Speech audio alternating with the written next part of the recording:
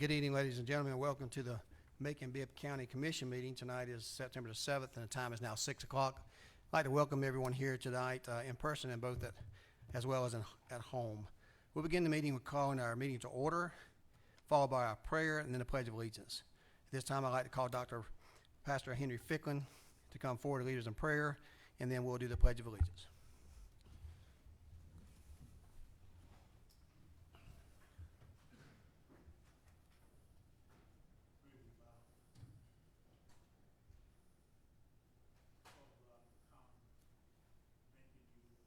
Blessings stored upon us in this our city, Macon-Bibb County. We thank you for our leaders. We ask you would continue to guide them and direct them in the way that you would have them to go. Cause them to come to the necessary agreements to serve the people that you have placed in this facility and in this municipality. This is our prayer in your son's name we ask. Amen. Amen. Pledge allegiance to the flag of the United States of America and to the republic which stands one nation under God, indivisible, with liberty and justice for all.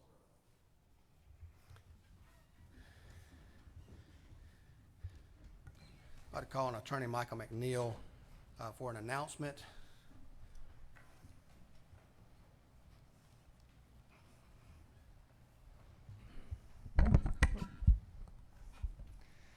Good evening, Commissioners. I just wanted to update y'all on a film permit application that we received.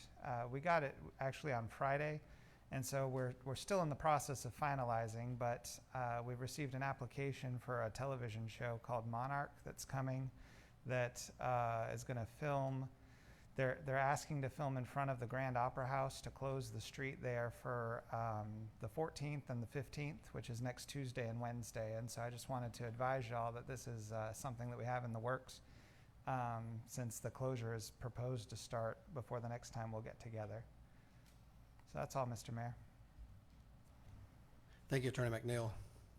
At this time, I know we have a couple of items specifically that commissioners like to add to the agenda. We have two in particular. One's sponsored by Commissioner Al Tillman, and the second one by Commissioner Paul Bronson. Commissioner Tillman, would you like to be heard on that regard right now? Yes, sir, Mr. Mayor. I'd like to add a Zoom meeting that this commission go back to Zoom meeting for possibly the next 30 days. This would be a resolution asking that Macon-Bibb do this on behalf of protecting the public. I'd like to add that to the agenda, and if I can go into detail at the proper time, I will. Just want to add it. Thank you, sir. And this is the particular resolution that has been passed to commissioners, is that correct? I've shared it with, I haven't really made a spiel, to be honest. I just see it as a no-brainer, but okay. This was something we previously did under the governor's mandate. And it's something that I just think we as a commission can do. And so I just like for it to be considered to add it, that this commission go back to Zoom meeting at least for the next 30 days. Okay. We have a motion made. I guess we'll discuss the contents if there's a second. Got a second by Commissioner Lucas to add this to the agenda, and we'll discuss the fact after we add it to the agenda. We have a motion and second. All those in favor of adding this to the agenda, please say aye. Aye. Opposed, nay. That motion is carried. It'll be added to the agenda. Going to move on to the next item to be added to the agenda by Commissioner Paul Bronson. Commissioner Bronson, would you like to discuss that? I'm sorry, but the names have gone off my map, so. It's all good. Yes, sir. My apologies. Presenting a motion to amend the agenda for the night to add the to execute a professional service agreement with APD Urban Development.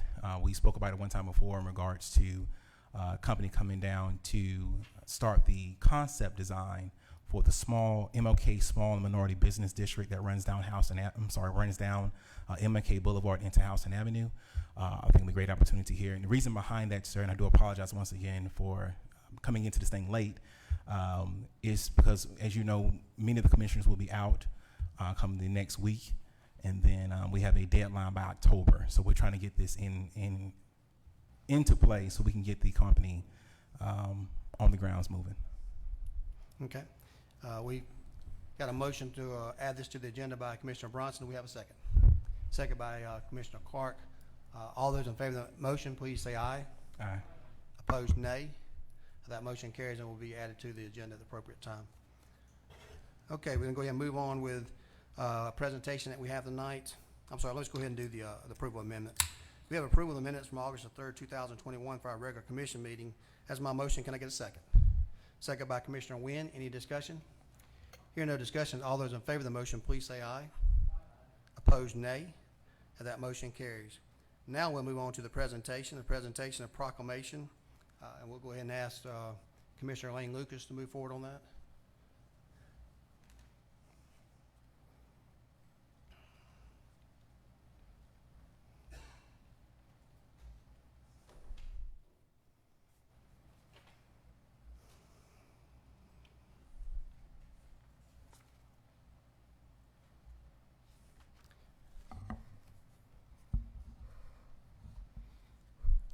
Thank you and good evening to Mayor and my colleagues and all the citizens who are here. It's an honor for me to have been allowed. Okay. Dr. Brown, would you join me? It's an honor and a privilege, since I'm very, very proud of my 38 years of work with children in the Bibb school system as a teacher and counselor. And this is an item that everyone needs to be aware of, needs to constantly think of solutions to the problem of illiteracy in our community. Dr. Brown, welcome. This is a proclamation from the Office of the Mayor, Macon-Bibb County, Georgia. And it reads, whereas approximately 43 million Americans cannot read or write above a third grade level. And in Georgia alone, roughly 1 million individuals over the age of 18 have not completed high school or received a high school equivalency credential. And whereas literacy rates are typically the lowest in economically disadvantaged communities, these low literacy rates often correlate with high unemployment rates, high crime rates, and welfare dependency. And whereas by promoting adult education and family literacy, we can ensure that all Macon-Bibb County parents or guardians are prepared to help their children learn to read vital and necessary documents for living, tell time, count money, and complete homework for school assignments. And whereas increasing public awareness of literacy rates can alleviate illiteracy, while also supporting and strengthening workplace, school, and volunteer literacy programs in Bibb County, the state and national levels.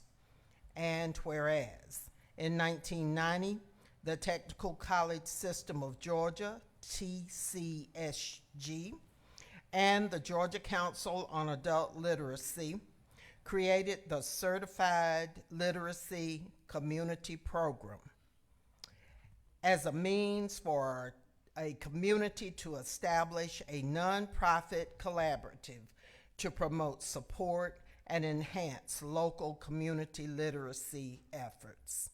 And whereas Central Georgia Technical College, Adult Education Division, Bibb County School District, and the Macon-Bibb County government, under the leadership and guidance of Dr. Brenda Brown and Dr. Wanda West, who is not here, are currently seeking the designation in Macon-Bibb County. Now, therefore, the mayor the Honorable Lester M. Miller, does hereby proclaim September 2021 as Adult Education and Family Literacy Month. That's a hand clap, yeah. This is in Macon-Bibb County, and he encourages all citizens to learn about the valuable resources available to them to improve literacy regardless of their age. And witness whereof the mayor has hereunto set his hand and caused the seal of Macon-Bibb's consolidated government to be affixed. And this was done on today, and it's signed by the Honorable Lester M. Miller. It's my honor as a retired educator and one who is just very, very much concerned about this area to present this to you and thank you and Dr. West and all the others who work in the area of literacy. And just recently, the mayor called together the commission and the Board of Education, and it was a very, very good meeting. And I think everybody left that meeting pledging that they would do all they can to get rid of illiteracy in this community. So we present this to you on behalf of the mayor. Mayor, you want a picture? Thank you so much. Thank you. You have comments?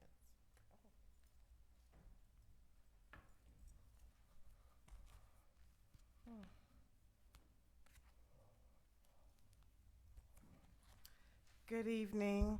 I'd like to thank the mayor very much for this recognition and this proclamation. This is a very serious situation, not only in Macon, but across the country. And we are delighted to serve to help eliminate illiteracy in Macon-Bibb. Thank you, Mayor.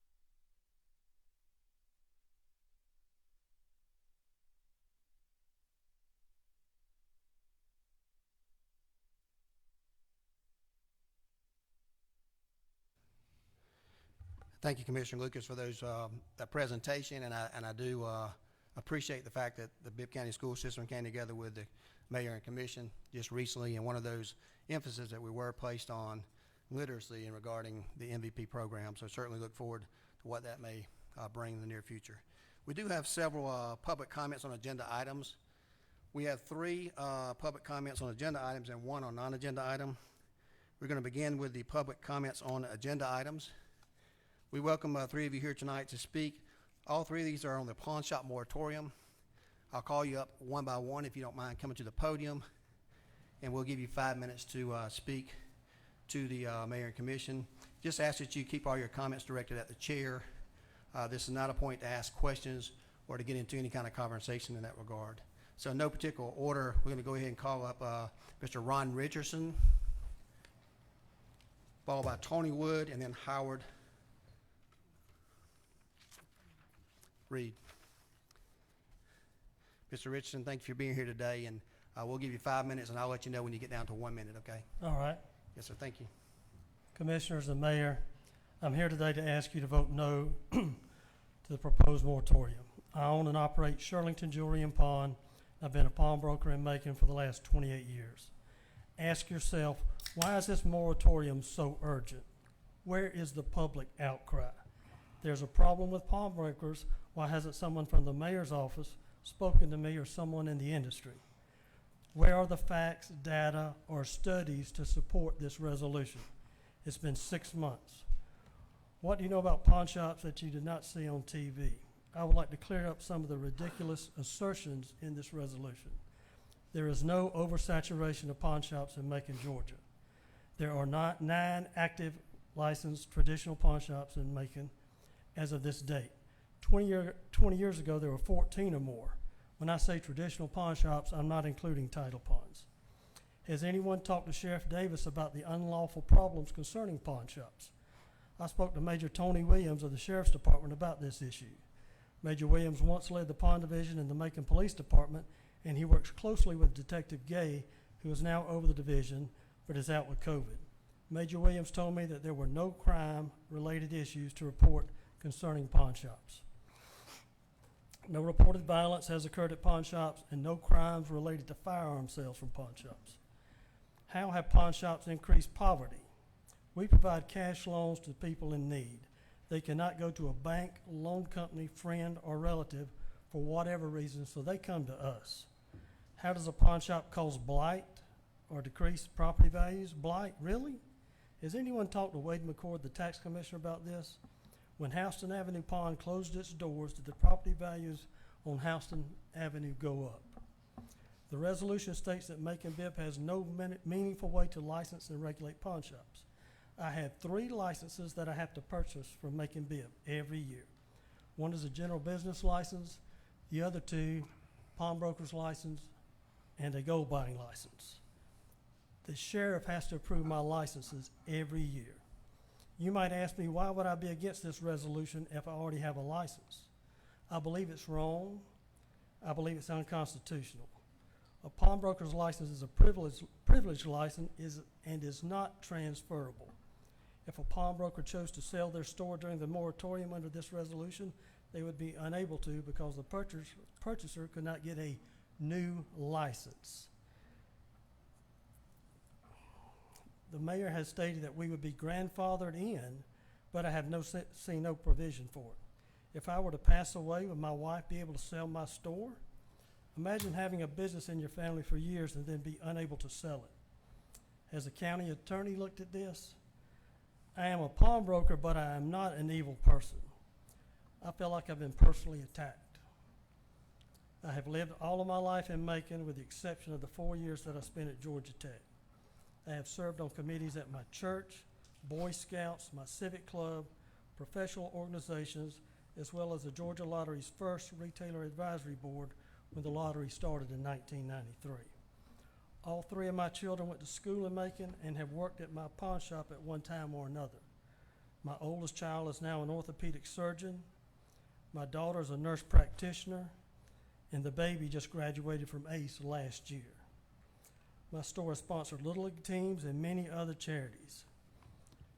This year, I will pay $5,424 in property taxes, $2,348 in ad valorem taxes, and my business license cost me $1,232. And I have a small store. I'm sure the big stores pay a lot more. 1 minute. I have tried to be a good citizen at work and at home. Please ask questions. Let's talk to the sheriff. What is the rush here? Talk to the tax commissioner. Talks to us pawnbrokers. Please don't blindly go along with this ill-conceived resolution. I'm sure that any pawnbroker in Macon would welcome each and every one of you to come into their store and look around and observe. Come by Shirlington Jewelry and Pawn. Spend the day with me. I'll buy you lunch. See what my customers are.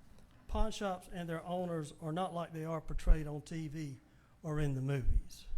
We tried to act professional because we want repeat business. We're not pawn stars. We're just providing a service to people that don't have any credit. Time. Thank you, Mr. Richardson. Thank you. Mr. Wood?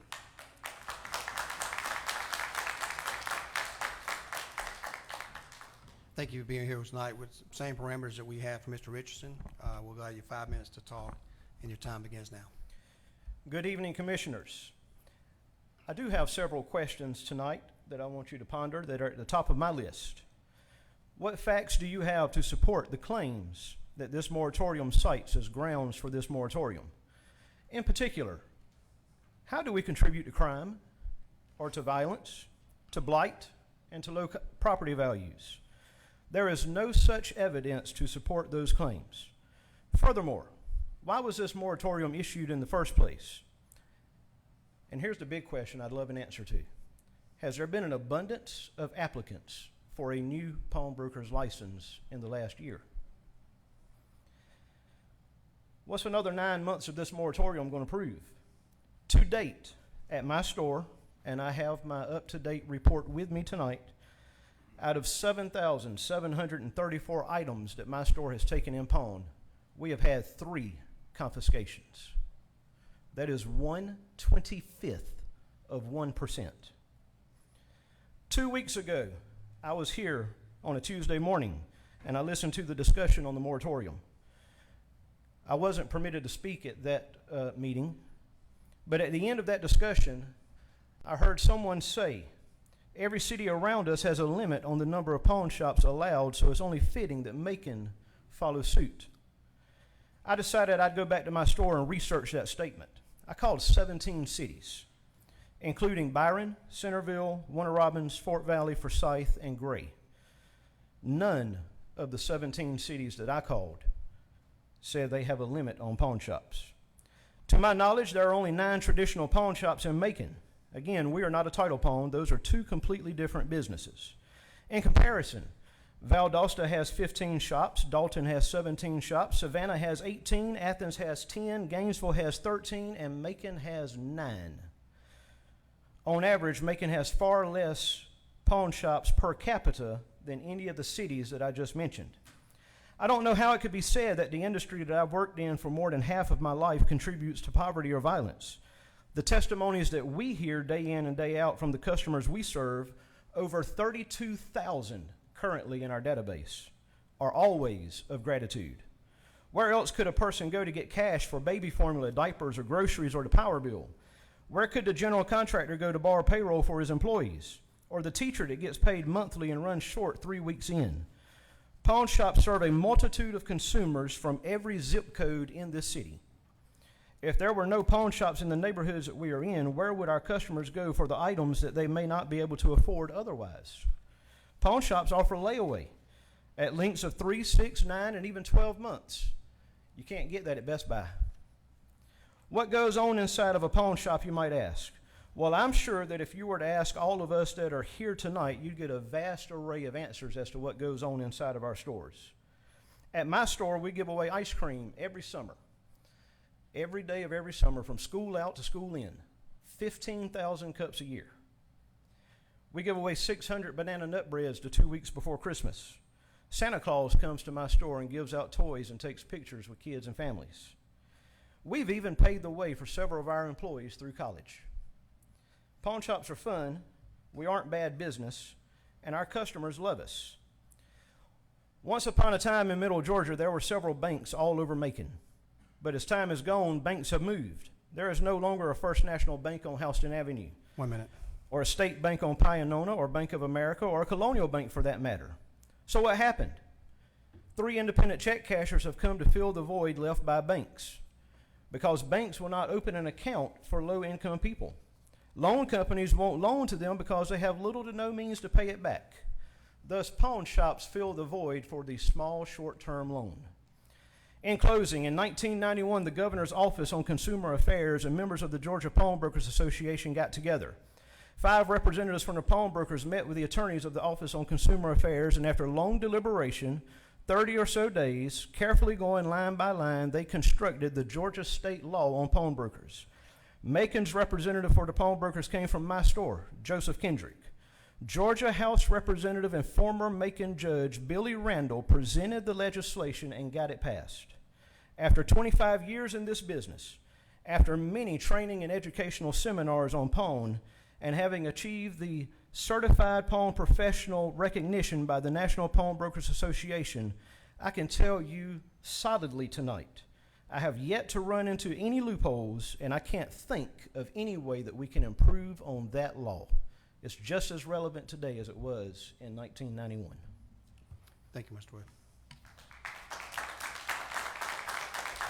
Howard Reed. Mr. Reed, thank you for being here tonight. Again, you have 5 minutes. I appreciate your time, and your time begins now. Thank you. Thank you, Mr. Mayor and Commissioners. Thank you for letting me speak tonight, and thank you also for your willingness to serve our town in each of your capacities. Since this issue came to my attention, I want you to know that I've made it a matter of prayer that God will lead each of you in your decisions concerning Macon, not only on this topic, but all the difficult decisions needed for our community. My name is Howard Reed, and I was born and raised here in Macon, employed for 20 years at Arvin's, a pawn shop founded in 1909. And then 20 years ago this month, opened my own shop on Mercy University Drive. I'm married with 4 children and 2 grandchildren so far. Pawn shops make loans to all types of folks, from wealthy local businessmen who find borrowing money on their gold coin collection or Rolex simpler and faster than a traditional bank loan. Also, there's those that have no bank account, no credit, just live on a fixed income. Folks who have no way to stretch their meager incomes without the benefit of a pawn shop. I would go so far as to say that we loan to some folks who, without pawning as a source of cash flow, might become desperate enough to turn to crime to supplement their income. I can't tell you how many of my customers thank me over and over again for the loans they get and the flexibility we provide. I tell them I appreciate their business, and they tell me how we've helped them when they had nowhere else to turn. Our store, however, is one of the biggest gun dealers south of Athens, Georgia. We do a huge jewelry business, selling both brand new merchandise as well as items bought over our counter. We're also one of Gunbroker's top 100 sellers in the nation. Our business employs at least 10 people at all times and have employees that have worked with us for many years. We paid $9,000 in local ad valorem taxes on our inventory last year, and we brought in about $85,000 to Bibb County with local option sales taxes collected during that year.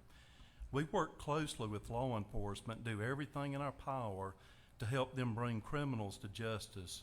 The regulations we have now help us to connect when an item is stolen, and over the years, Sheriff Davis, Major Tony Williams, and Sergeant William Gay have each complimented our store on the level of cooperation that we provide. They've shared that in some instances that just that one item that we took that we got a hit on might help them to ultimately break open a big organized theft ring and ultimately solve multiple cases, all because of that one hit in our shop.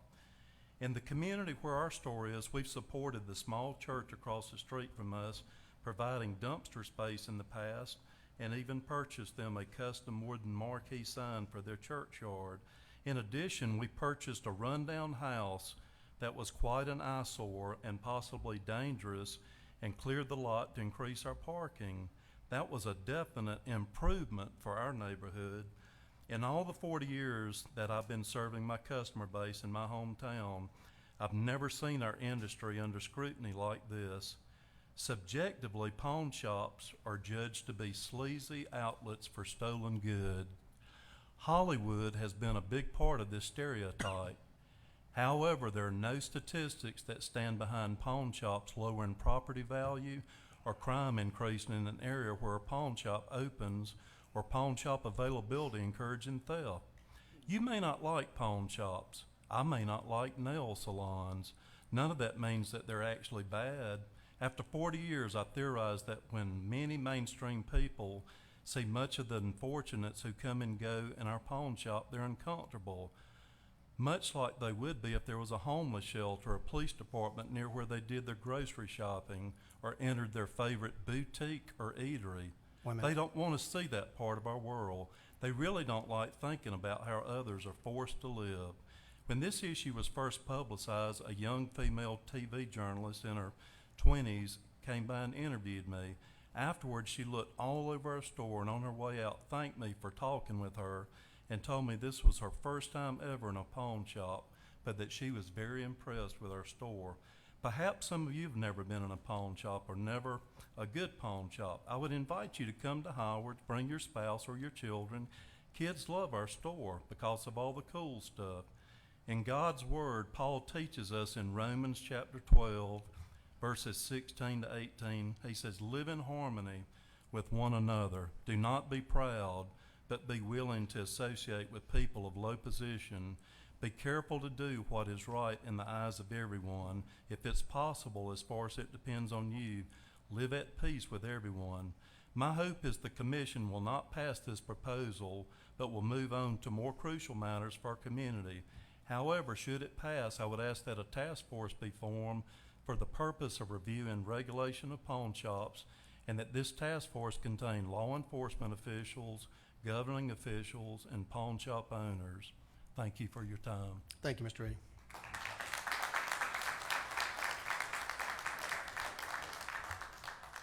Thank you, everyone, for your comments made during this time. I did move this to old business today, which means it will be a separate vote because we knew we had substantial interest in that. We're going to go ahead and move on to our new business. Let's take care of a few of those items, and then we'll go to the old business before the consent agenda.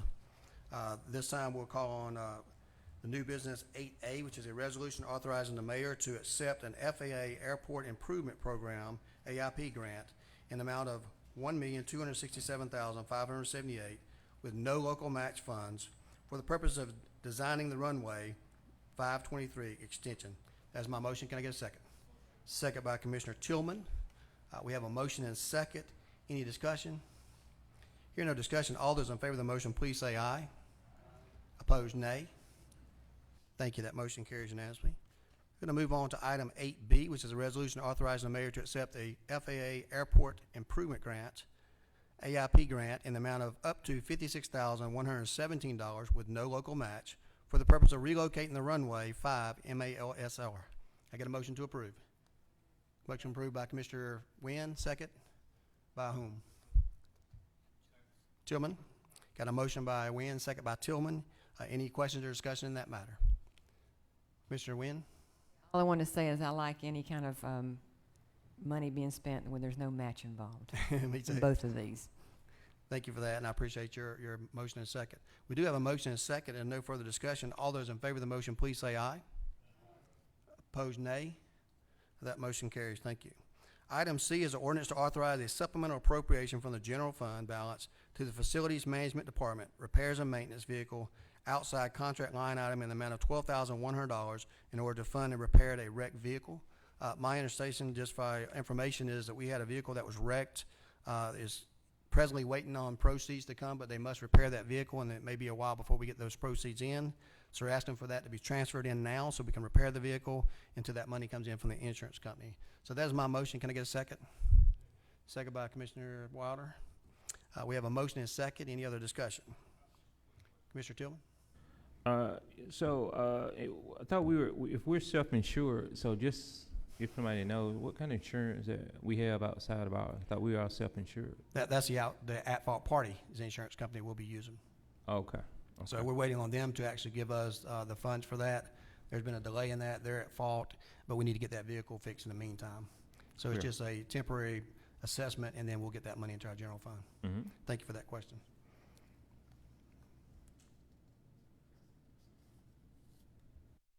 Any other questions, Commissioner Howell? I guess a more pressing question to me on this is, why are we looking at this? Why doesn't this just get done? I think it's required by us to do this. Dr. Moffitt, if you want to do that. Pursuant to our policy and our procurement procedures.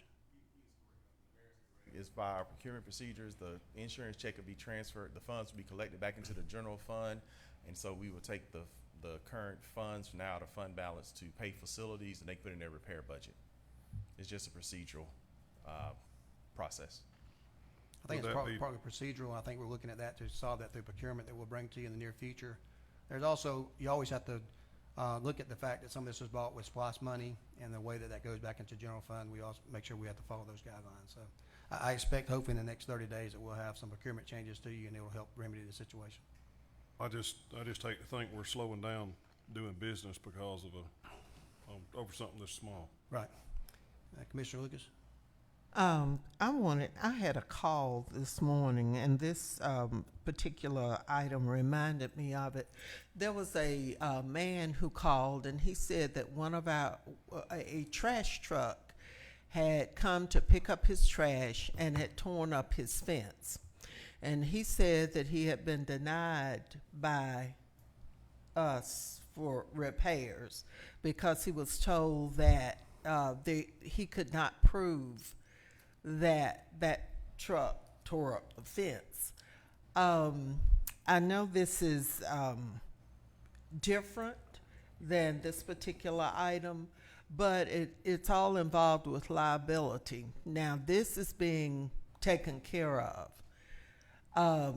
And I'm assuming there's a process that we went through in determining that this needed to be done.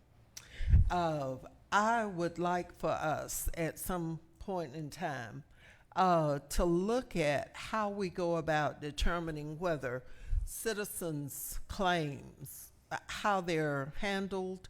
And a lot of folks that I've talked to have said that they're just dismissed. You know, they are told we're not responsible for that. So I would like for us to take a look at that, not today, but in the future, and let's make sure that citizens know exactly how that particular thing is handled. And this man was just absolutely sure. He's a fine, upstanding person, and he's disturbed, and he's been told he's not getting any kind of relief on that, even though it was, you know, according to him, our negligence or someone's negligence. So I just want to make sure that we don't get our things taken care of, which is much easier, and we leave citizens without another means of getting satisfaction. Thank you, Commissioner Lucas. Of course, we are self-insured, so those Yeah. claims are evaluated by our risk management, and despite some opinions by some citizens on occasion, their assessment of the liability is completely different, not within the law. So we must address those on the issue by issue. Certainly, we have cases in litigation which we differ from people both represented and unrepresented. But it does go through a process now, and we'll be happy to explain that process to commissioners if we need to regarding the risk management. But thanks for bringing that to It our would attention. help in being able to respond Right. to some of that, because all I could tell him, I directed him to legal department, risk management, all of that. He said he had been in contact with those folks, but he was still told that, Yeah. you know, there was nothing left for him. There has to be another place where folks can go, even if we tell them. We deny claims that we believe to be, I wouldn't say fraudulent or false, but we deny claims based on liability, and people can always exercise their right to go to municipal court, superior court, civil court, whatever they choose to do. So they're not prohibited. There's a next level. But certainly we'll have that conversation with risk management. Okay, thank you. Commissioner Wynn, did you have a follow-up question? Yeah, please. I just want to say before Commissioner Howell mentioned this, I said ditto to the same thing. Why are we going through this on this process? But I heard what we were told about the process, and I hope that we will change this process in the near future. Thank you. I certainly hope so. Waste some time. Okay. We're working on it, believe me. So thank you for all that. We do have a motion and second. There's no further discussion. All those in favor of the motion, please say aye. Opposed? I'm sorry. Do you have a light on over here? Sorry, Commissioner Got Watkins. confused. These names don't have names on my. No, I just got a little confused. I was under the assumption that the $12,000 was coming from fund balance because it wasn't budgeted in the facilities management department's account to fix the vehicle, so they had no place to draw the money from because they didn't budget for this. That's true. They didn't budget Right, so for that's what is happening. unknown expense. But we have the insurance money coming at a later time, so we're basically going ahead and fix this out of our general fund, and we'll replace it when the insurance comes in. Yes, it was sounding like we were saying this was a procurement issue, but it's a basic budgeting issue. We're On this pulling it particular from one, fund yes. balance because the department doesn't have that amount in their budget to do the work. That's correct. Thank you. Right now, they may have that in their department procurement-wise, but we may have some alterations allowing them to switch money within their budget to take care of certain needs like this. So we can address that at that time, but that's the purpose of having this one here, because we're self-insured. There's an at-fault party we expect to collect money from. But I appreciate your comments. We have a motion and second. All those in favor of the motion, please say aye. Opposed, nay. That motion carries. We're going to move on to old business, and I think we just have one item tonight. We have one item tonight on old business. This is the pawn shop moratorium that we discussed earlier. Item 9A. This is a resolution to extend the moratorium on the licensing of pawnbrokers within the territorial limits of Macon-Bibb County. That's my motion. Can I get a second? Got a second by Pro Tem Clark. Commissioner Tillman. Yes, Mr. Mayor. A couple of weeks ago, I asked a couple of questions concerning this particular moratorium, and I asked those similar questions. I don't know these gentlemen, but I did ask when I walked in the hall today and I saw some gentlemen standing out there. I didn't realize more than one was a pawnbroker. I did ask who was Todd, because I did receive a message and email, and I said, well, I saw your message, I didn't respond. My concern is always trying to support entrepreneurs and entrepreneurship. A lot of the comments and statements that were made, I had some similar questions. One of the gentlemen made a statement they were here 2 weeks ago, but they didn't speak, wasn't allowed to speak. I don't know or recognize, I didn't recognize the gentleman, but there was no reason if he'd asked to have asked to speak 2 weeks ago why we wouldn't have not allowed him to speak. That was a committee meeting. It wasn't. Oh, okay, Yeah. okay, all right. It wasn't a regular meeting. So he was accurate on that. So he had asked, because I don't remember It was a somebody committee saying, meeting, and we don't. saying they wanted to speak. Okay, all right. Just going back, what I wanted to do is just allow others, if they do have an issue or concern, because like I say, some of these same questions, and I raised them with law enforcement that have put some things in place when we're trying to protect and help our citizens from stolen items and so forth.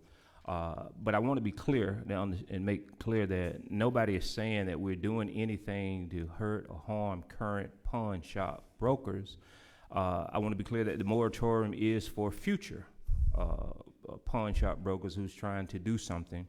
And so I do want to allow others to speak, but I think it's always important when you have a issue like this that we do hear from folks and we allow them to be heard. And it sounds like a lot of y'all wasn't heard, and I think the sponsor will share an explanation as to the moratorium. And at some point, I would be interested in tabling this, but not at this time, because I do want to hear from others if they wish to speak. If nobody else is willing to speak, then I'll move appropriately, Mr. Mayor. Thank you, Mr. Tillman. Commissioner Wynn?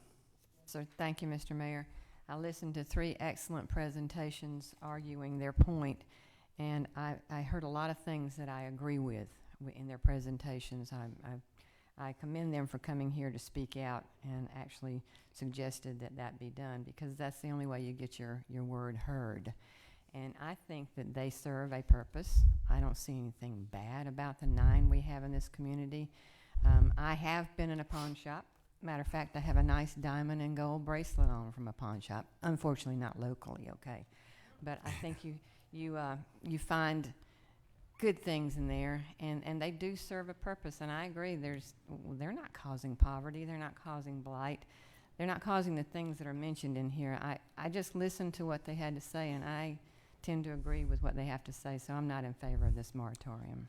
Thank you, Commissioner Wynn. I do want to make clear that if it does not contain the language in there about the same thing we did for liquor moratoriums, we went back and amended the language to make sure that we knew 100% that all current owners were grandfathered in, if you want to use that term. I know that doesn't have anything to do with what you're saying. I just No, wanna make that's that not what I'm clear. saying, because I know that's So, the case. I know it's I want to make talking sure about that they new. sell or they inherited that, because that was an issue that we didn't account for in the first liquor moratorium. And the last thing we want to do is have someone have their business for numerous years and depend on that to pass on to family members or to sell and distribute, and they can't do that, and they're prohibited from doing that. So we'll make sure that if any vote does happen, that it would include that language in there. Well, I have a follow-up Sure. to your comment that there is no real proof of the things that we say in the moratorium that this would cause or contribute to. So I think that if we go ahead and study this, I don't want to do the moratorium first. I'd rather do the study first, and if we find there's findings there that we should listen to, then we can do the moratorium. I think this is backwards. Thank you, Commissioner Wynn. You're welcome. I do want to remind everyone, we voted to do this in February, and basically the moratorium has just expired, and this is an extension for that. And the purpose is not to eliminate them completely, is to, until we get all the data and can study that, and be happy to have any ad hoc committees, including sheriff deputies, to make sure. And certainly my bigger concern at the initial part of this was the payday lending as opposed to the pawn shop. But we did, this expired and it came back on our calendar on there. we can argue or discuss or debate the needs. All these gentlemen here presented tonight, I know their businesses are well-respected businesses in Macon, and certainly, but not all businesses are like that we deal with.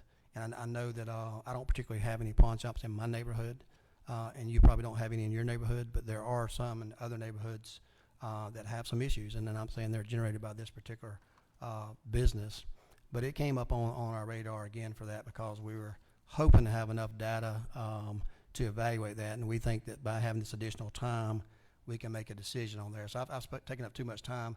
Again, I think I've got Commissioner Jones on the hold right now. Commissioner Jones? Yes, sir. I know we passed this before. You know, the more I hear about it, and the more I learn about it, I don't feel like it's the right thing to do. I think it may give us a feel-good feeling to think that we're limiting poverty and crime and blight, but I don't see that. I don't see that it makes sense. These are legitimate businesses who have passed all the licensure requirements. I think it's an overreach by government, and I don't think it's a good thing to do at this point. They are legitimate businesses. They have to, planning and zoning comes into play as to where they're located. Can't be in an R1A, a residential area. I think it's wrong to paint the picture that somebody who runs a pawn store is not a good, legitimate business or person. Just like it would be wrong to say that all lawyers are bad, or all realtors are bad, or all whatever are bad. So I'm going to vote against it, and I'm going to encourage my colleagues to vote against it. I think it's an overreach, and with all due respect, I don't think it's good legislation. I don't think it's needed. I don't think it accomplishes anything. We're talking about passing it based on the premise that, well, it doesn't limit or impact those who already have a license. It doesn't, but it also projects that image that, well, these are not legitimate businesses, or they don't run their businesses with integrity and honesty, and because of that, we want to put a limit on those kind of businesses. I think that's wrong to do that. So I reject the premise, and I'm going to vote against it. Thank you, Commissioner Jones. Commissioner Lucas? Thank you. I listened to the speakers, and there are a number of things that were mentioned that I did not know concerning pawn shops. There was a reason for the moratorium, and obviously we've been told that there are reasons not to extend it. So, Ms. Mayor, at this time, what I'd like is to have us to table this particular, the resolution, and at a later time, have a discussion of all of the points concerned, because we obviously don't know everything that there is to know. So I would like to move at this time to table to the most practical next meeting. I was looking at the attorney to see when that might be. Yeah, well, let's go ahead and start. We've got a motion to table, which is non-debatable. We got a second by Commissioner Tillman. So we have a motion and second. All those in favor of tabling this motion to a time that will sit on the agenda, please say aye. Aye. Opposed, nay. Motion carries, and will be tabled at this time. Thank you. We're going to move on to the next item. Move on to the next item on the agenda, which is a consent agenda. We have several items on the consent agenda, item A through J, that's previously passed unanimously by the commissioners in attendance. At this time, I entertain a motion to approve the consent agenda. Got a motion by Commissioner Wynn, second by, who's that? Commissioner Wilder. We have a motion and second. All those in favor of the motion, please say aye. Opposed, nay. That motion carries. And I think that concludes all the items on the agenda. Do want to let commissioners know that we have, we got two other items that we added tonight. We're going to discuss those now. And we have several items that are referred to committee next week that we have not discussed. And we have one other non-agenda item speaker tonight, former Mayor C. Jack Ellis. So at this time, I'm gonna read the ordinance sponsored by Commissioner Tillman that we added to the agenda. And then we'll take a vote on that motion, have any debate that we need to have, and then we'll move on to Commissioner Bronson's. So this is the ordinance of the Macon-Bibb County Commission declaring the existence of a public health emergency in Macon-Bibb County, calling for the Macon-Bibb County Commission and those boards organized under the authority of the Macon-Bibb County Commission to meet via video conference or teleconference and for lawful purposes. Specifically, I want to make sure that we're all talking about the same thing here. This particular item that's coming before you tonight has the language may in there, which means the commission may consider this, but what this does do is allow all these boards from the hospital authority down to the Construction Board of Appeals the opportunity, if they so choose, to go Zoom. This document here and this resolution before you that I'm looking at does not require or calling for a vote for this particular body to go to Zoom. Make sure everybody understands that. It gives us the authority to allow the others and ourselves, if we so choose, at the appropriate time to go to virtual or Zoom without the public here. And this is all to be compliant with our open meetings law. I want to make sure everyone is aware of that. And on your sheet that you've been given, items 1 through 13 are different boards that we have that come underneath the commissioners that would be allowed, if they chose or their chair chooses, to meet via Zoom or teleconference. This does not require this body to act under Zoom or teleconference. So having said all that, Commissioner Tillman, would you like to make that motion? Motion to approve. Got a motion by Commissioner Tillman. We get a second? Second. Who was that? Commissioner Lucas had a second. Commissioner Watkins, did you have a question? I know it says may, but I would assume it is the spirit of the sponsor that our next meetings would be Zoom. That's not my understanding, but What are we doing then?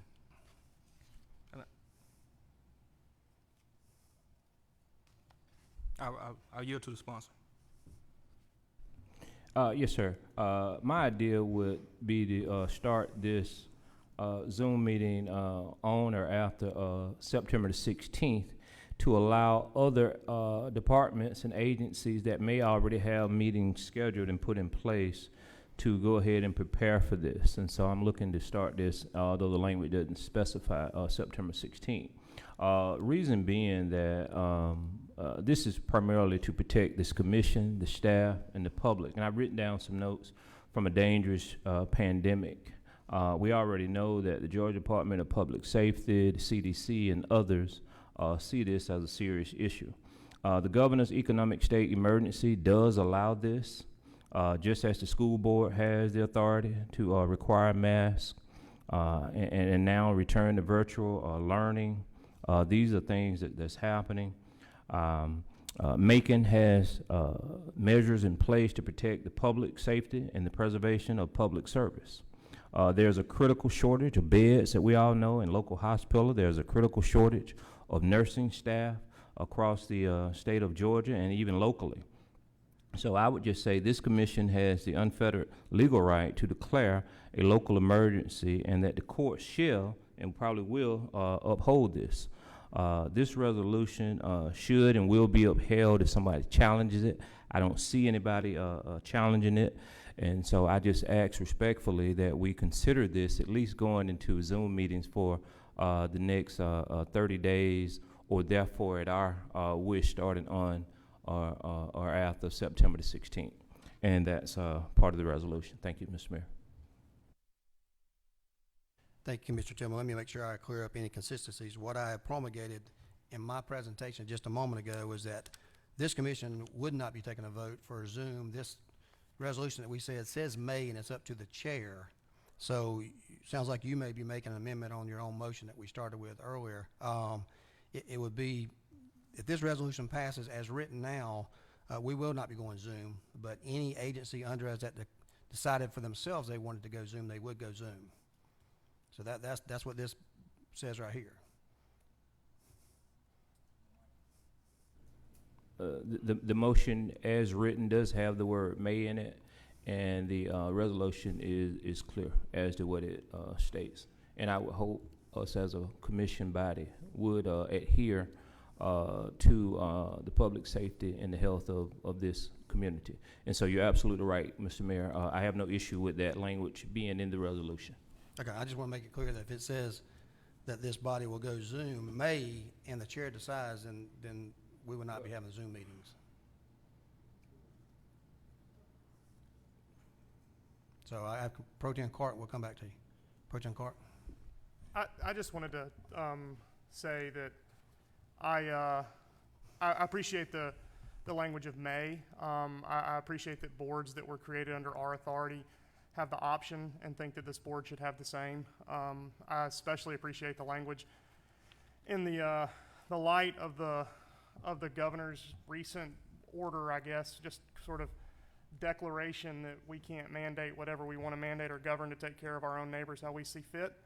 I think the governor is unfortunately on shaky legal ground on that, and so I think this is us declaring our autonomy to make the decision on whether we go virtual or not, and that the boards created under our authority is a good measure.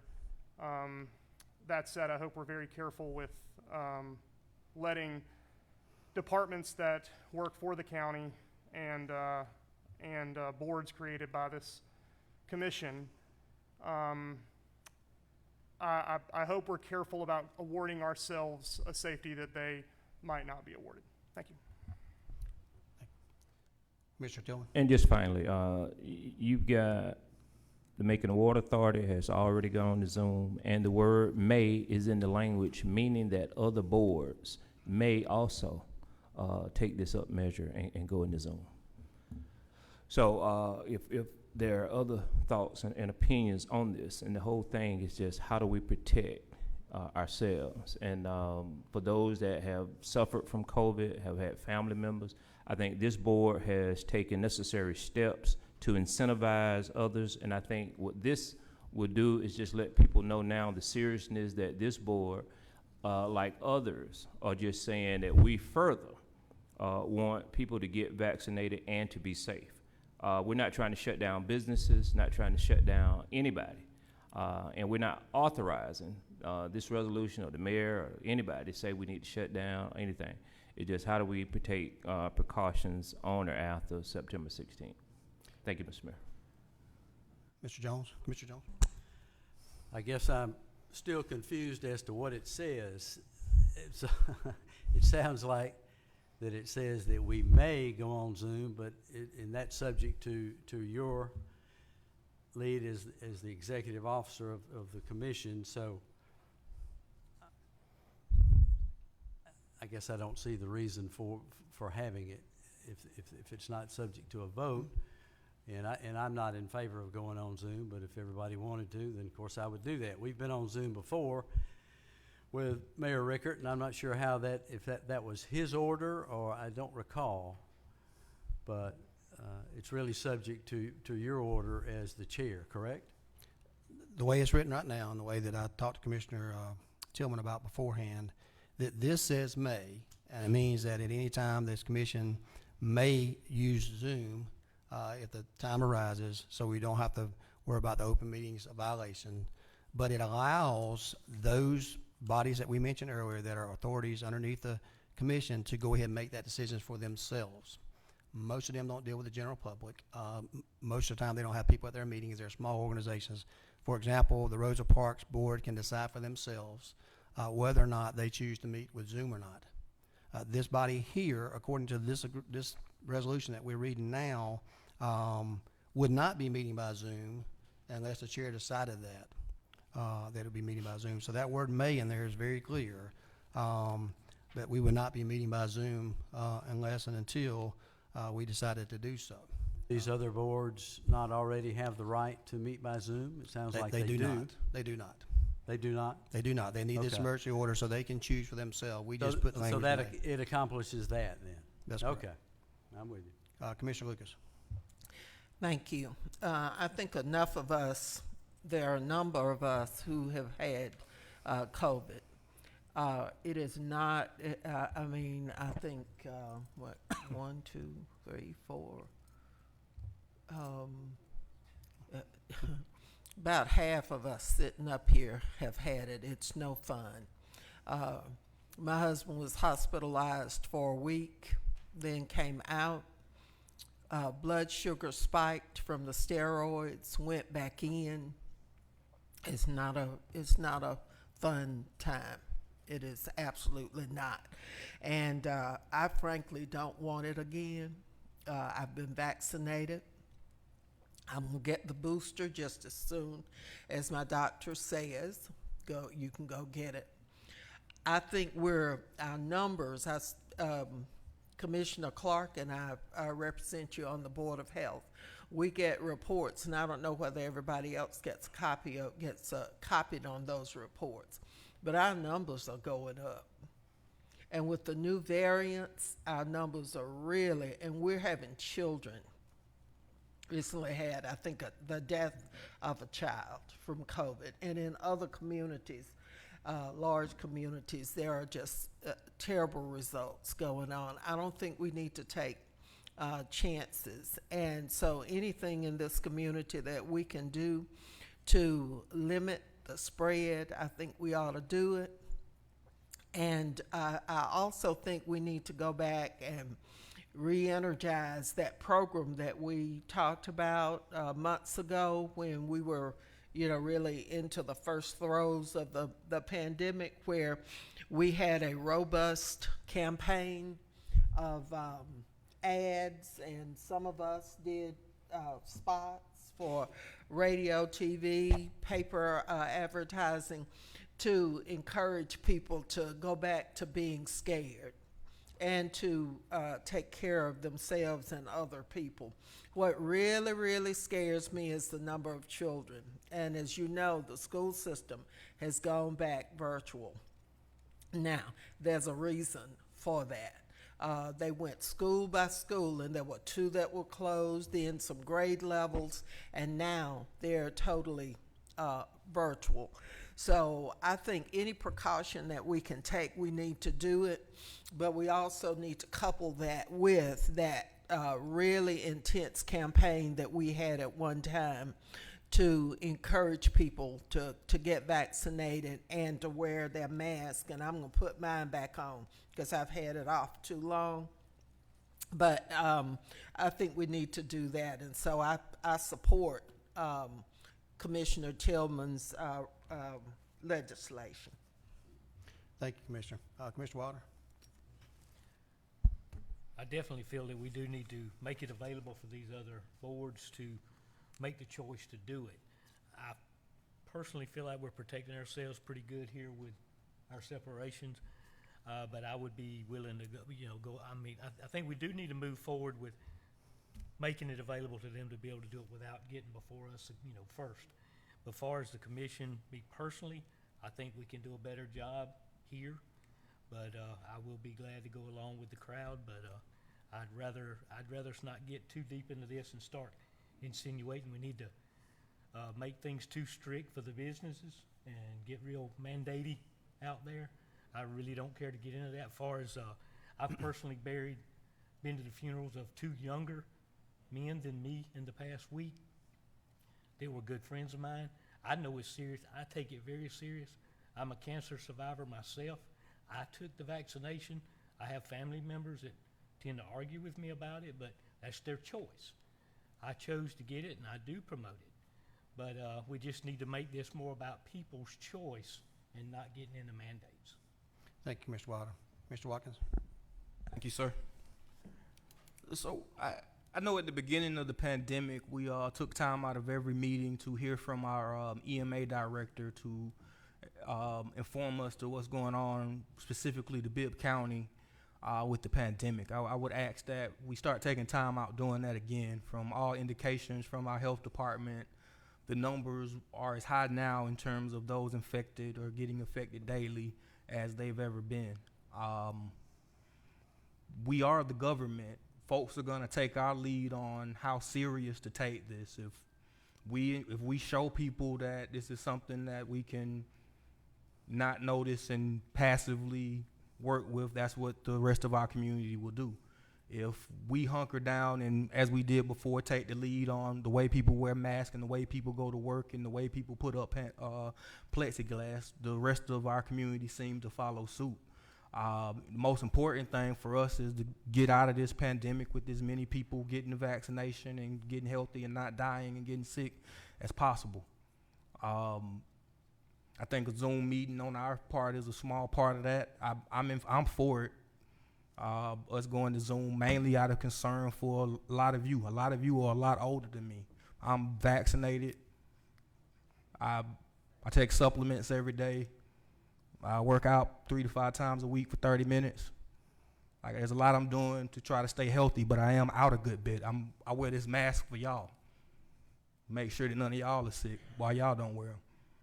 Because it is asymptomatic, I can be not sick and infect one of my friends. So as this stuff gets more virulent, and I know some of my friends also have decided not to take the vaccine, it scares me that I could be responsible for one of y'all getting sick. So I limit my time at City Hall, which a lot of y'all that have known me for a long time and worked here know that it's a lot different for me not being here every day. But again, I do that a lot for y'all. So I'm all for these types of things, but may is a strong word. Take it how you will. But I support any actions that we take, even going mandates if we need to, or having uncomfortable conversation with businesses we need to, because this is about getting our folks out as healthily as we can. And it's already been too long. So I yield, though. Thank you, Commissioner Watkins. I just want to say a couple of things. I think that it's good to always lead by example, and I think we've done that with the incentive program. I think you're sending a wrong message if you have 8 or 9 commissioners here with plexiglass in between them making a decision, and you let concerts happen with 1,000, 2,000 people there. You allow clubs to pack the people in there like sardines and get face-to-face on the dance floor.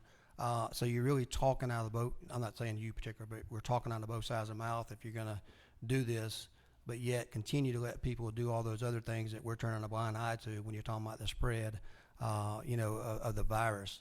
We've been very proactive in doing the incentive program. Bibb County is going to crush the state and the local average as employees when those numbers come out. We're already over that amount now. We haven't even done the second round yet. But I just want to make sure that people understood that I'm opposed to us going to Zoom right now. And I think that we can take the steps necessary because we're asking our people in finance upstairs that have 20 of them, our human resource department, 20, 25 employees to come to work each and every day, but we can't come, some of you as part-time employees, twice a month with a glass here. But we're asking them to come to work each and every day with COVID. And I think that we can take the steps necessary to protect ourselves. This allows those other boards that we don't make the decisions for them to allow them to make those decisions for themselves. That's why the language says may, and I wanted to be up front because I didn't want any question about it. If this resolution passes and it says may and the chair makes that decision, then I'm not going to be going to Zoom. That's something I discussed with the sponsor earlier today, and we made that change. So I just think that we're not sending out a good message if we make those people come to work each and every day, but we refuse to do so, and we sit at home in our conference and we do our job on a computer screen. And I think that sends the wrong message. I think allowing that opportunity in there so we do get other information, we can go to immediately to Zoom. We can do that. I know that Spencer has sent out emails, I thought, to updates everyone. We also toured and got all the information, all the questions you can ask last site visit to the health department, and they've been very good about distributing that information. And we're working behind the scenes on getting the increased vaccination with them different sites and opportunities for some of our pharmacists to be able to hold these medications to give out the booster shots. I have been vaccinated. I'm going to get the booster when it comes out. That's a personal decision I made for myself, and all my family members close to me made that same decision. I'm not in for mandating that to other folks with their bodies at this point. I certainly hope they do the right thing, and my right thing is to get vaccinated. So, Pro Tem Clark, you had a question? Yeah, it's something Commissioner Lucas said earlier just jarred my memory, and I just wanted to make it clear. When she said that we both serve on the Board of Health, our last meeting, I requested that the lawyers for the Board of Health give a menu of legal options, given the muddiness of the who has legal authority to do what and when and where with taking action. I don't mean to kick a dead horse here, but the muddying of the legal authority that the governor's doing by issuing, telling us what we can do as local governments outside of a public emergency declaration, it is incredibly legally confusing. I also think that's, like the fact that we have to pass a resolution to give ourselves the authority to say that we may go to Zoom is incredibly confusing. It's incredibly confusing that that the boards listed in this resolution have that they don't have the authority to make that decision. And this does clear that up. Thank you, Commissioner Tillman. That is clarifying in an unclear moment. But that request has been made by the Board of Health Attorneys, and once we have those as a board, I will gladly share those with the administration. I think at this point where the numbers are, Commissioner Watkins is right. They are not the same. They are higher, the rates in this community. The good news is, like the mayor said, the rates of our vaccinations as our employees are higher. So we are as a government doing things to curb and to vaccinate. But I do think it is important to keep an open mind on what is possible and what needs to be done. And I'd also, now that I'm done, I don't, it's not a secret. I've been sick for 2 weeks with COVID. I nursed my 6-year-old son back to health he tested COVID positive, and I got sick as well. I'm vaccinated. And so this is an important conversation, a necessary conversation. I do strongly believe that the answer to this pandemic is a strong, high-functioning government. Government can fix this. Commissioner Watkins is right. Not can't fix this, but government can really, really help. Commissioner Watkins is right with that. I do have concerns about hobbling the legislative arm of this government by moving to not having face-to-face conversations about what a menu of options we have are. That's my concern. And I say that on the heels of having this, and I share many of Commissioner Watkins' concerns. I am scared of getting a colleague sick. I'm scared of getting sick again. I think that's a fair thing. But I don't.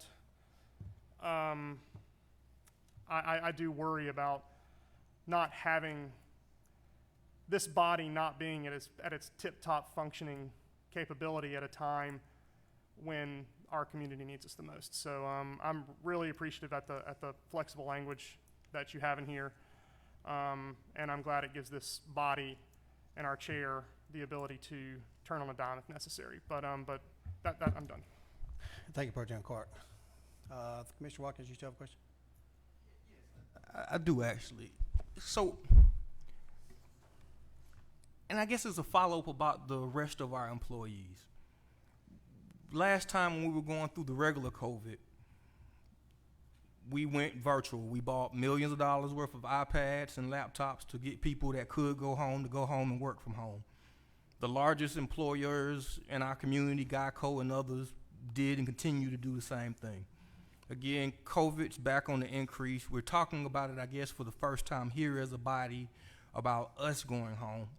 But what prevents, or what is the strategy or logic behind not having the rest of our staff that can work from home in the ways that we prescribed during the first COVID? Because I think there was a regulation that we created, like a sliding scale. If we had more than 50 cases per day, we did X. If we did more than 100 cases per day, this was the protocol for our government. I don't ever recall repealing that, and we're still in the middle of it, and we still have the technology to allow people.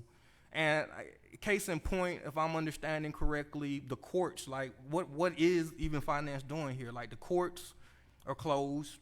Like, we're not even doing criminal stuff, and like that's very serious. So I can only imagine. I think planning and zoning has went through phases of this type of thing. So, what is it about our I don't know what is the I don't know the marching orders from here, because what are we doing outside of asking people at their own volition to go get a shot? Because it just results in that's always the answer to why the work isn't done. So it affects us by not, we try to turn a blind eye to it, but anytime I ask why isn't the work done yet, it's because too many people are out from COVID being sick or something like that. So I don't know, help me understand what our logical or MO is here. I think the one thing, the courts are not closed. They're not having trials right now, but they're still working, still negotiating pleas, still coming to work each and every day. That's one thing. The other thing is that last time there was money to pay for all these things that you talked about from the CARES Act that they specifically allocated, including those out for a period of time with COVID and doing that. It also created a substantial backlog. And then you have some people that can work. Custodians can't work from home. Public safety can't work from home. There's a lot of people who can't work from home, and it slows up getting the jobs done on issuing checks, payments, procurements, the whole government.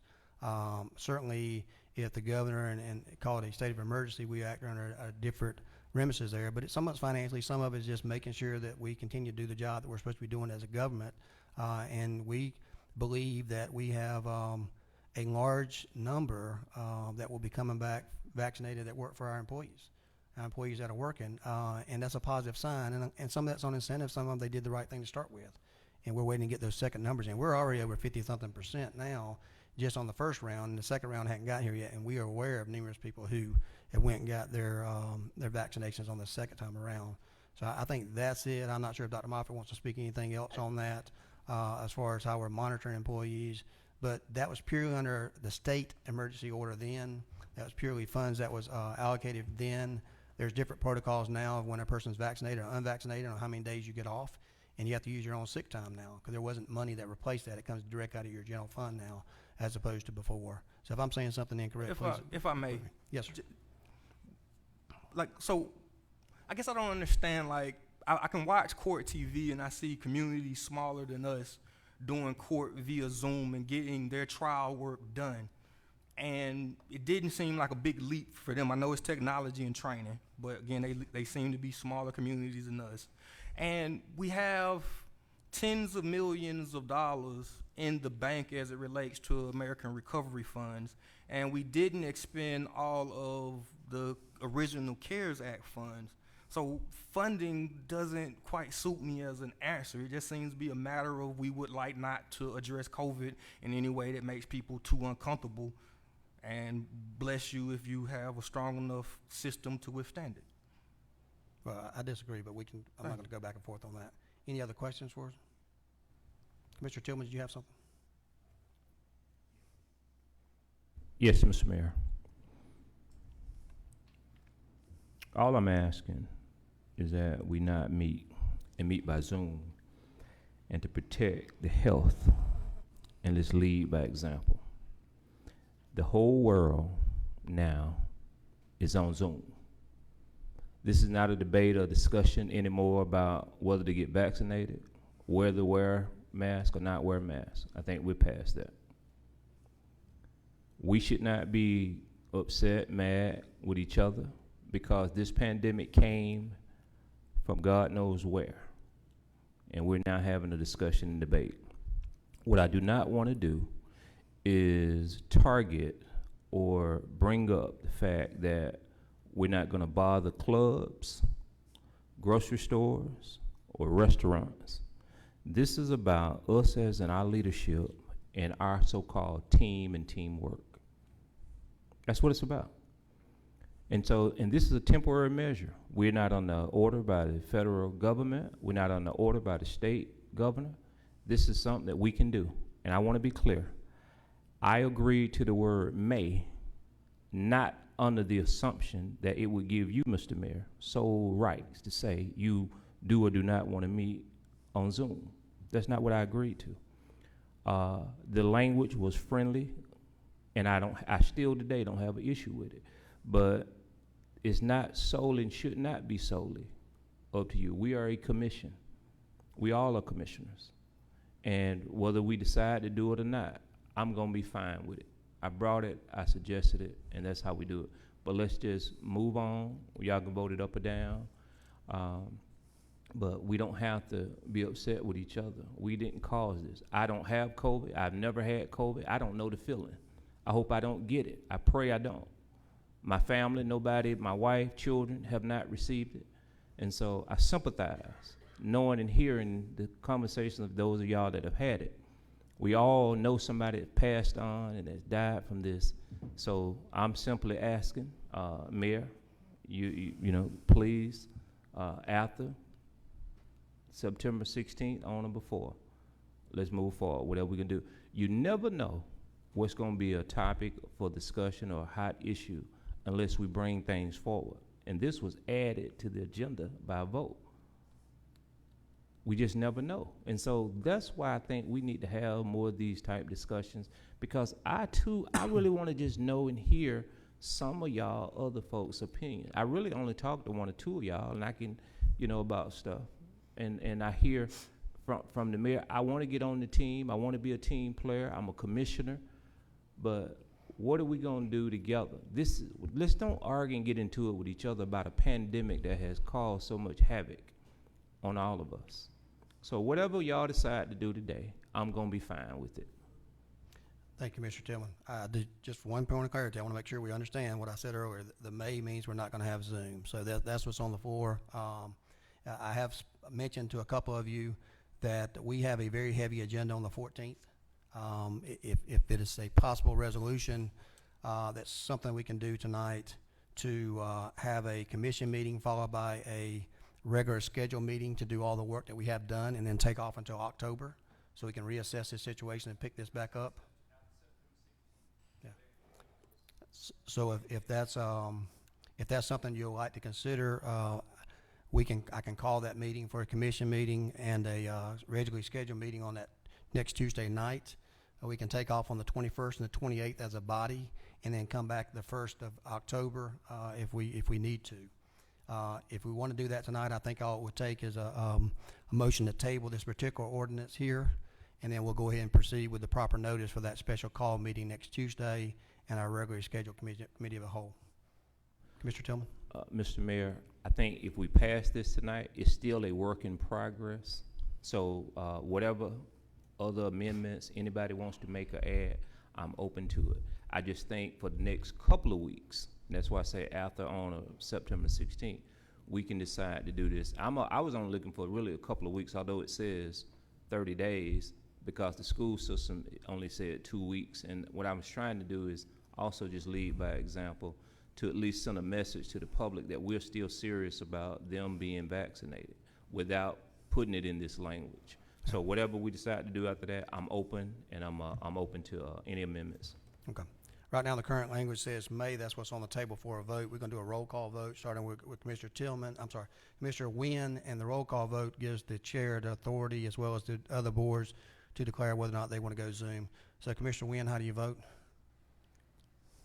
I vote in favor of this with the understanding that this does not mean we're going to Zoom meetings. As of right now, yes, Is that ma'am. correct? You could have started with Tillman. That would have been fine, too. So, Commissioner Bronson? Yes. Yes.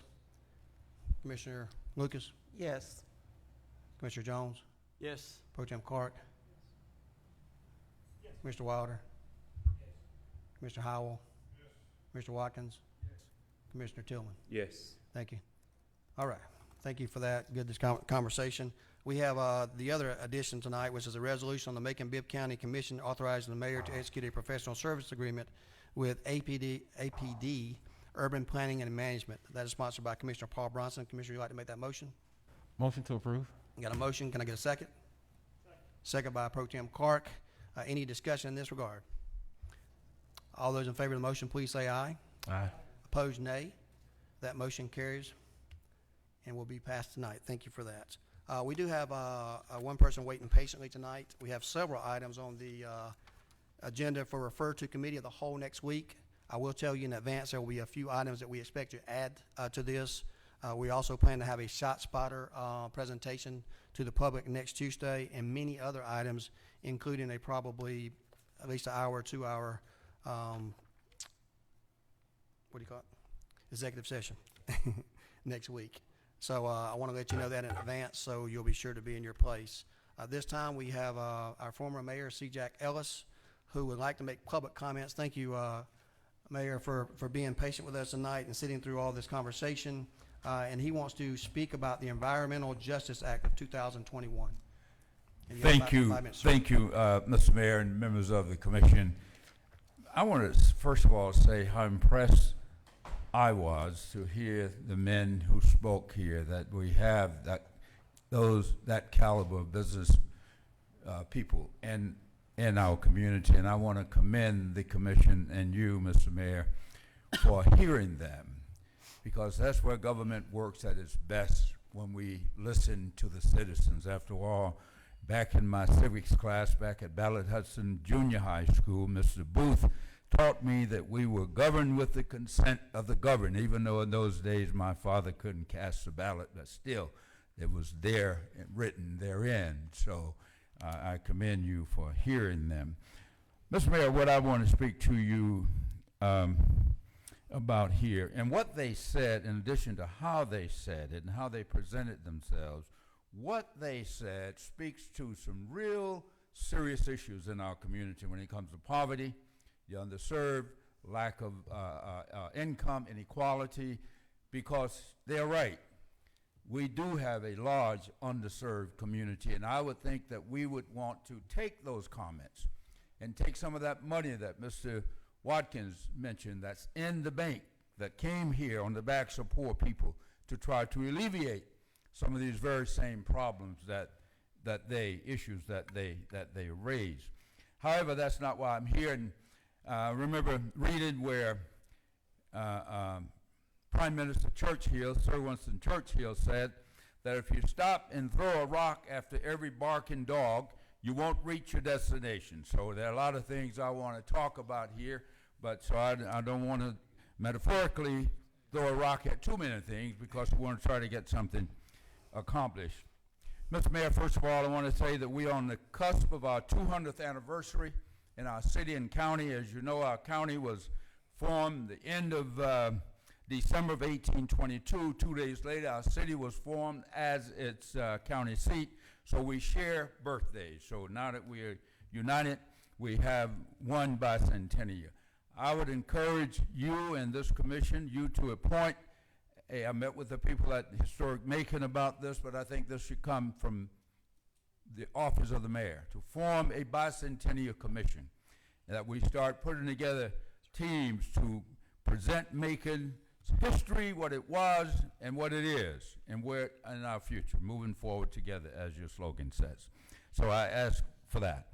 One other thing I want to ask that we look at, speaking of the historic significance, is that we want to look at, and I talked to the sheriff about this before, but I think that, I don't know who owns this building, but George Washington, G.W. Carver School. It's an affront to me as an African-American male who grew up in this town and know how the high esteem in which we hold George Washington Carver, that we would turn a school named in his honor into a jail, as opposed to preserving it. And I think with the historic, with moving into, they need to find some place else to do it. And I feel the same way about Virgil Powers School, Mr. Mayor. I think it was a mistake to use it as a state prison. We should not be turning schools into prisons. We should be turning prisons into schools. But that's where we are. But I want to talk about the environmental. As you know, the Environmental Justice Act of 2021. 1 minute. 1 minute, I'm going to get to it, says that we should do a lot of things, and we know we have a lot of old houses here. We know that the lead paint is there. We know that the pipes that's in all of these old houses, they're full of lead. We know that because they were built at the time, before 1958. And I would encourage us to not only work with the residents to replace all of these pipes using some of this money, but also use some of this money to test the children who have been drinking this water. We are no better than Flint when it comes to lead. If we test our kids, we'll find that most of them in these homes where the pipe from the meter to the houses and throughout the houses are lead pipes and not the other thing. So that's what I want to talk to you about, to do something about. And the other thing, Mr. Mayor, give me 10 seconds, please, because the main one, what brought this to my attention, I've been riding down Mercer and other places, and I noticed I served in Vietnam. I was exposed to Agent Orange. I have a son who was born with spina bifida, been in a wheelchair all of his life because of my exposure to Agent Orange. What I noticed is that we have sprayed, the grass is dead. My question is, what are we spraying it with? What type of chemicals? How the neighborhood's been notified as to what they are so that we can look at that. So there's three things I want to talk about: environmental justice, find out what we are spraying along our byways and our walkways, and see if we can do something about lead poison and lead testing for lead paint and lead poison in our city. Thank you very much, Mr. Mayor, for your attention. Thank you, Mayor. Just to let you go ahead and know so you can look it up, it's Panoramic is what we spray. It's a herbicide that's approved by GDOT, and that's what they use. And we started using it to slow the growth here recently. So you can Google it just like I did, but I want to give you that piece of advice. Good to see you again, Mayor. Thank everyone for being here today. Keep in mind we do have a long meeting next Tuesday, committee meeting.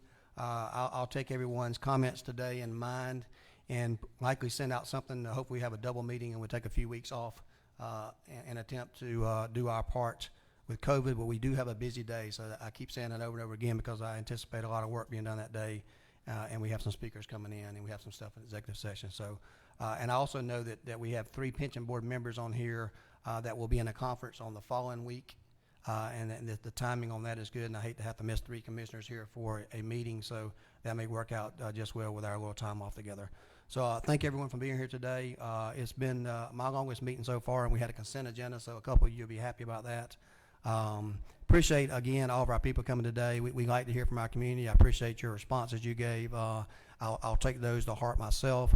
We certainly looking forward, no matter what happens on the pawn shop, is to making sure that we have a good working relationship with our businesses. And if there's some mutual agreements that we can do to make sure we have all the regulations in place that you think that we need to have done, we certainly want to be a part of that. That's one reason we wanted the extension, to bring everybody on board to discuss that. So certainly looking forward to having another meeting with you together to get that information. And I know based on the emails a couple of you sent me, that'll be possible. So thank you for being here today and helping our government work. I think Commissioner Tillman has some final word to say before we adjourn. Yeah, Mr. Mayor, I thought I'd be gone by 6:30, but just let me say, Ernie Johnson's in town from NBA TV. I was supposed to have dinner with him at 6:30. Me too. And I'm gonna try to see if we can get over that, Mr. Mayor. Thank y'all. Thank you, Commissioner Tillman. Everyone be safe. We look forward to seeing you next Tuesday, and we'll send all the information out at our normal time on Friday. Meeting's adjourned. I